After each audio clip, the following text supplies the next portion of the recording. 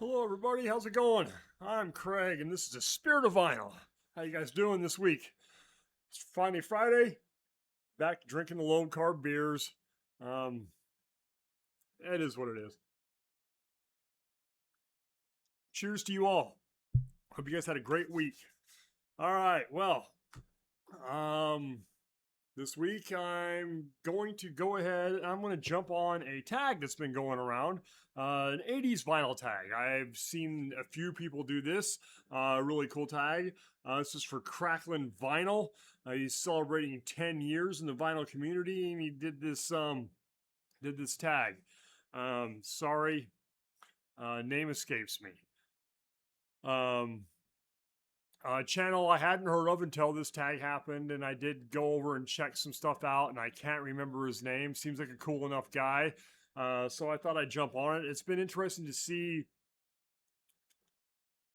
people's take on this 80s tag, because a lot of it has to do with their own style of what they listen to, mostly, you can tell. And mine's not going to be any different, so let's get to it, I guess. All right, let's see here. I got my list right here, my high-tech list with my chicken scratch on there. So, like I said, this is an 80s vinyl tag for Cracklin Vinyl. Crack in vinyl, not Cracklin. It's Kraken. Crakin. All right. 80s song that had the best video. Question number one, the 80s song that had the best video. I went back and forth on this for a little bit, was thinking a bunch of different things. And, the best video, the obvious choice is Michael Jackson's Thriller, but I didn't really want to do that because I wanted to stick to more of my own theme and stuff. So I'm going to go with Twisted Sister off the Stay Hungry album, the video for We're Not Gonna Take It. As an 80s kid, teenager at that time, the video for We're Not Gonna Take It was one of the coolest videos I had ever seen. It was just so awesome with, the guy yelling, what do you want to do with your life? And I want to rock and all that. And him just getting beat up in the band and just campy and fun and, just attitude. So that's answer number one. Number two, show an album from 1983. Well, I'm going to show what I think is probably one of the most influential albums from the 80s for what it did afterwards, and that is Metallica's Kill 'Em All. This came out in 1983, and this breaks open the thrash revolution. This starts the thrash revolution. This album right here was unlike anything we had ever heard before. So for me, album from 1983, there was a whole bunch I could have chosen of, but I chose this one because of the impact I feel that this had on music in general and everything else. Like I said, when this first came out, we'd never heard anything like it. It was so out there. It was so fast and so aggressive. Had no idea. It was amazing. We were all hooked. So Metallica, Kill 'Em All. All right. Prompt 3 is show a 12-inch record. I'm assuming he means a 12-inch single because all LPs, all vinyl LPs are 12 inches. So I'm going to assuming he's a single. And I'm going to go with this one. Wasp. This is Animal, Fuck Like a Beast. I remember having this. My buddy had this on a 7-inch shaped like a saw blade. Like this part of Blackie's crotch shaped like a saw blade, and we would blast it in his room as loud as we can. And his parents were older than mine, in the 80s. My friend, he was like the youngest of 4, but his nearest sibling was like 17 years older than he was. So his parents were older than my parents by 20 years, easy. And she always felt like she was just an old lady when she wasn't that old. She was probably in her 50s at the time because my parents were in their 30s.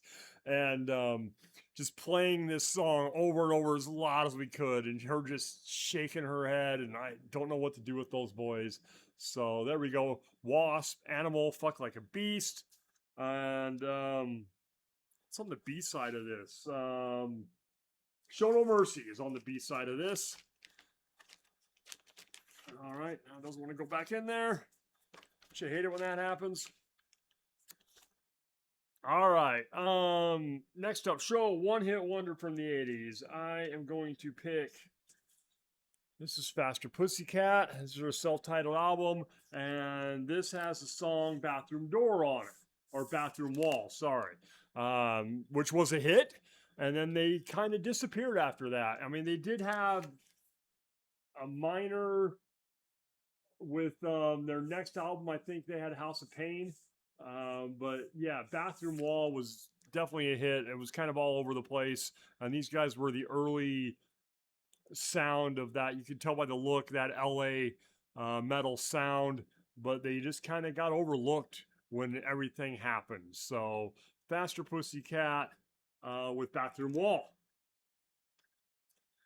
All right, next up, favorite 80s artist. Well, you guys who watch my channel, you know who one of my favorite artists is, and the fact that they started in the 80s, this will be no surprise that I picked Megadeth. This is So Far So Good So What, their third studio album. I don't know what else to say. Megadeth is probably, I mean, it's still one of my favorite bands to this day. I could listen to this band every day and never get bored with it. So, favorite 80s band has got to be Megadeth. I always thought they were a great band. Nothing against Metallica. I love that band too, but I always preferred Megadeth. So, favorite 80s band right there. Okay, 80s dance floor banger is the next question. So, me being a metal guy, we were really on the dance floor. So, I really had a hard time kind of picking that. And I was thinking, okay, I had been to a couple of dances, but, they would have stomps in the middle of the day. And that was just an excuse for me and my buddies to go out in the parking lot and smoke and stuff and just get away because we didn't want to go hang out with all the other people at the dance or whatever. So, never went to any of the homecoming dances or anything like that. So, but I picked Whitesnake's Whitesnake album with "Is This Love."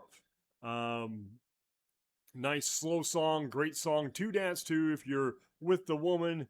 Nice slow, close, hold me close type of song. So, Whitesnake's "Is This Love." Okay. An album cover that to you is the most 80s is the next prompt. So I thought about this for a while, and there could be a whole bunch, but I am going with Culture Club, Color by Numbers.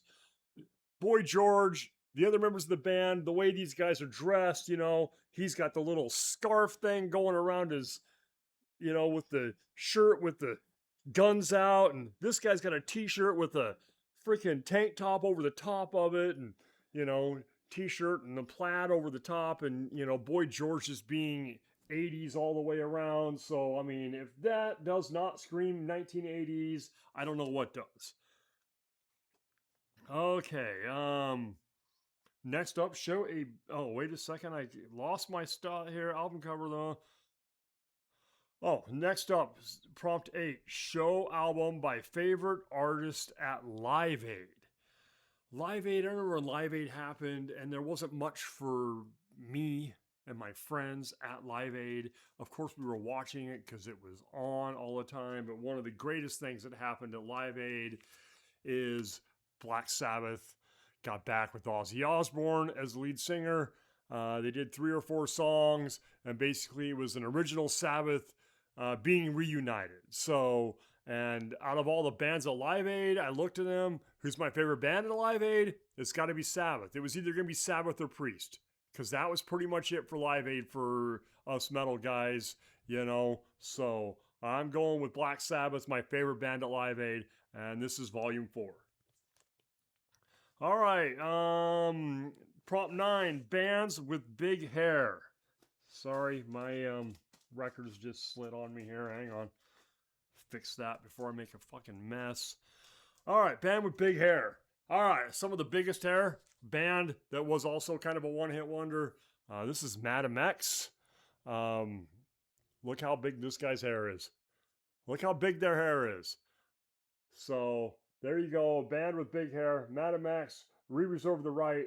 If you haven't heard this, honestly, if you've not heard this album, you need to listen to this album. This is a forgotten 80s gem. This album kicks ass. Just good, sleazy, hard rock. It's got, yeah, Roxy here, who went on to into Vixen and so on. So, but yeah, this is a great album, man. Just a ton of fun. Just good, heavy, aggressive 80s metal. So, all right. Prompt 10, favorite cover song. This is Slayer's South of Heaven. And the cover song on here is Dissident Aggressor, which was originally done by Judas Priest. Lots of cool cover songs in the 80s, but one of my favorites, done so well. Slayer, South of Heaven with Dissident Aggressor. I think it's the second to last song. Yeah, second to last song on side 2. So, okay, next up, a forgotten gem from the 80s. And I think this band is a forgotten gem from the 80s, and that is the Motels. We have a lot of 80s retro throwback stuff and a lot of nostalgia, but I don't hear enough people talk about this band. The Motels are a great band. These great albums, just very cool sound. I always enjoyed that. So to me, as a forgotten gem, anything by the Motels, this is all for one. All right.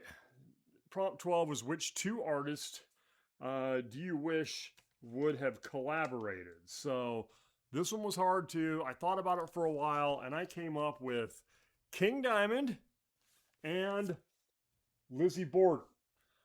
These 2 guys, they kind of have not necessarily the same singing style. King's more operatic, but he can still hit those high notes like that.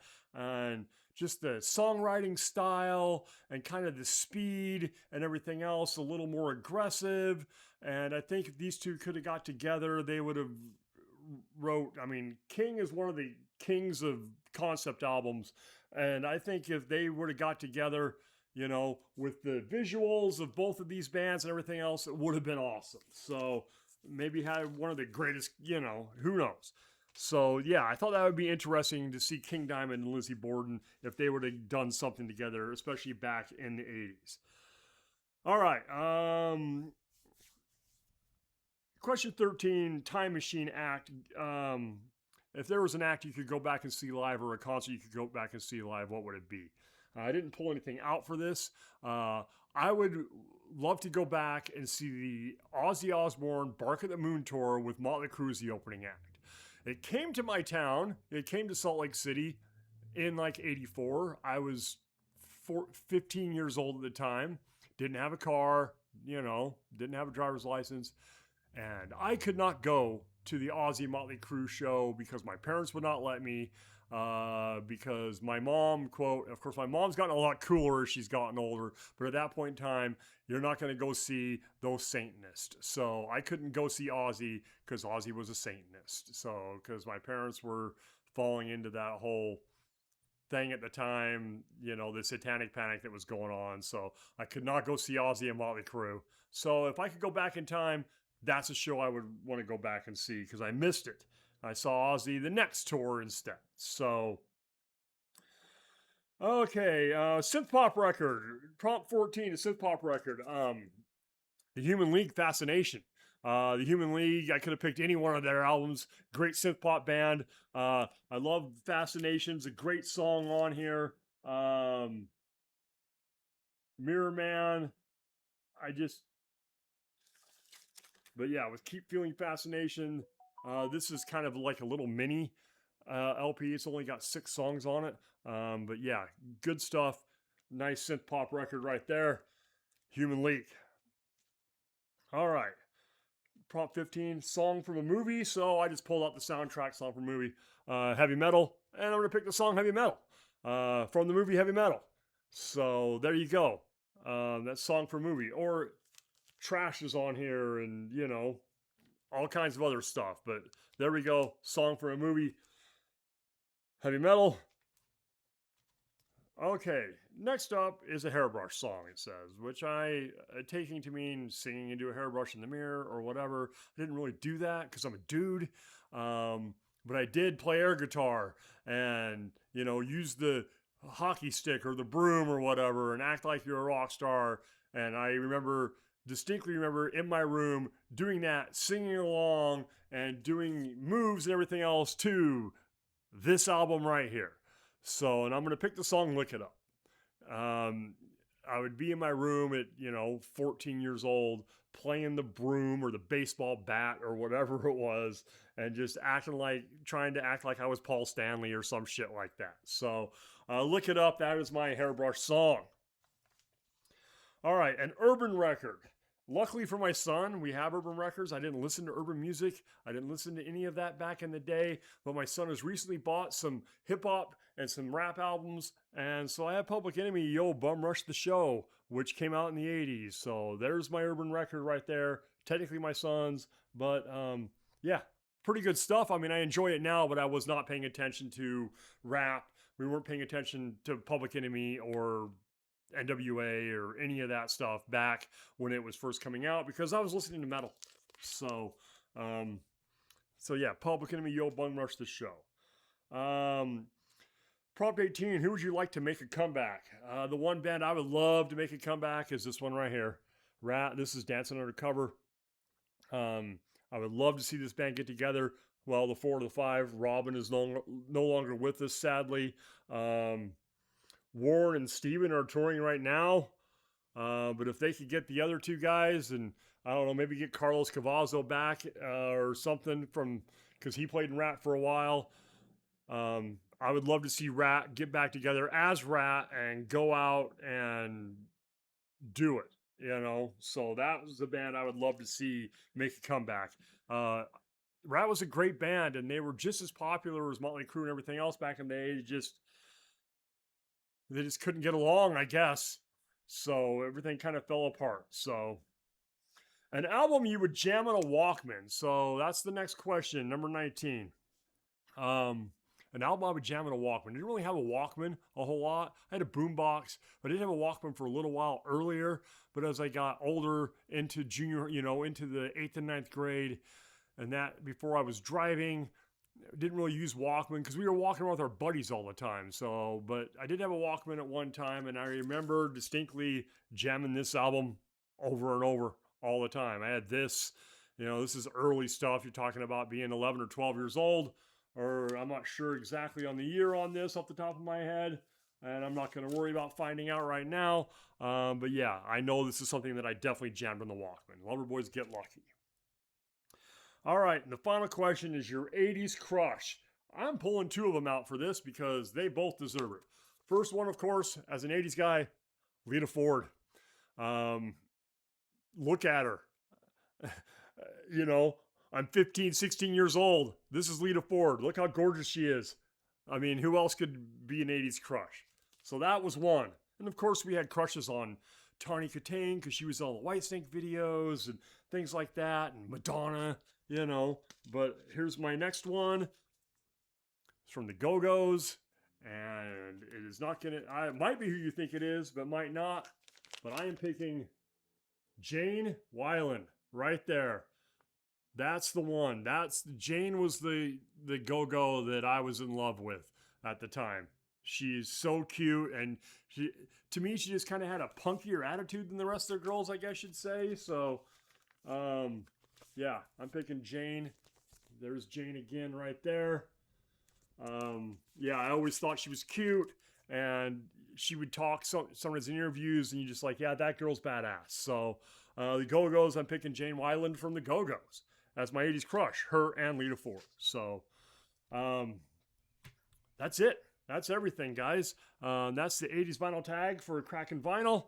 I appreciate you guys stopping by and hanging out with me for the last 20 minutes or so. Hope you guys all have a great week. Hope you have good weather. I'm supposed to have, I don't know, anywhere between 3 to 5 inches of rain over the next 2 days from where we live. So we'll see what happens there. Better than the heat I had a couple weeks ago. I'll take the rain. I'll take 3 inches of rain over the next 2 days than the 105 it was a week and a half ago. So, all right. Thanks again, guys. Really appreciate it. Cheers to you all. Have a great weekend. Have a great week. Take care of you and yours. God, that was hard to get out.